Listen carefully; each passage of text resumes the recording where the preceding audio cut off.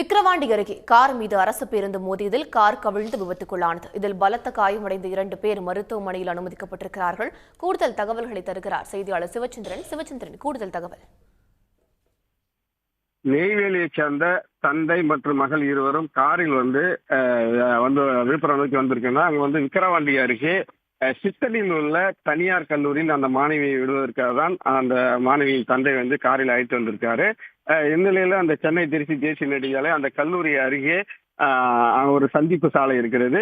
அவர்கள் அந்த சாலையை கடக்க முயன்ற போது கார் திரும்பும் போது சென்னை மார்க்கெட்டிலிருந்து விழுப்புரம் நோக்கி வந்த அரசு பேருந்து கார் மீது வேகமாக மோதியதில் இந்த கார் தலைக்கு புற கவிழ்ந்தது.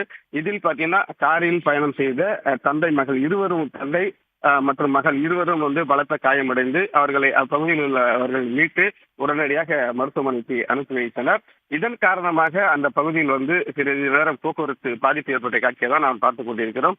இந்நிலையில் தற்போது சம்பவ இடத்திற்கு வந்த விக்கிரவாண்டி போலீசார் அந்த போக்குவரத்து நெரிசலை சரி செய்யும் பணியில் ஈடுபட்டு வராங்க. மேலும் காயமடைந்த இருவரும் முண்டியா மார்க்கெட்டில் உள்ள விழுப்புரம் அரசு மருத்துவக் கல்லூரி மருத்துவமனையில் சிகிச்சை பெற்று வராங்க.